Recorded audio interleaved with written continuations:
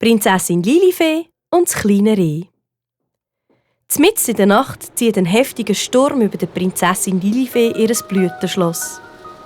Die Maus Clara zieht sich gerade die Bettdecke bis zur Nasenspitze auf.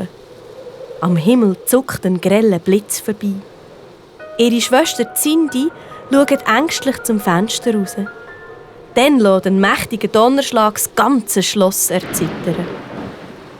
«Ich habe Angst, Cindy», flüstert Clara. «Ich auch», piepst Cindy. Und die zwei klammern sich zitternd aneinander.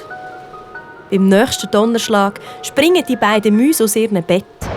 «Lilifee, Lilifee», rufen sie und flüchten ins Zimmer der kleinen Prinzessin. «Was ist los?» fragt die Prinzessin Lilifee. «Das ist doch nur ein Gewitter.» «Aber es ist so unheimlich», sagt Cindy. Lilifee lächelt. «Kommt, ich lese euch eine gute Nachtgeschichte vor und ihr dürft heute bei mir schlafen.» Cindy und Clara krabbeln unter die Bettdecke und seufzen erleichtert auf.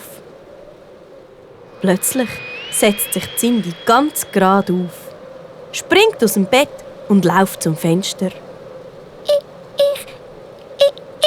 Ich habe da draussen ein Sausen gehört. Und im Garten ist eine seltsame Gestalt, stottert sie. «Du siehst Gespenster», lacht Clara.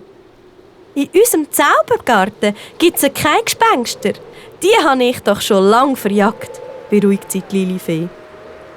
«Ich habe aber eins gesehen», meint Cindy trotzig. «Komm wieder ins Bett. Morgen suchen wir im Zaubergarten nach deinem Gespenst», verspricht Lilifee.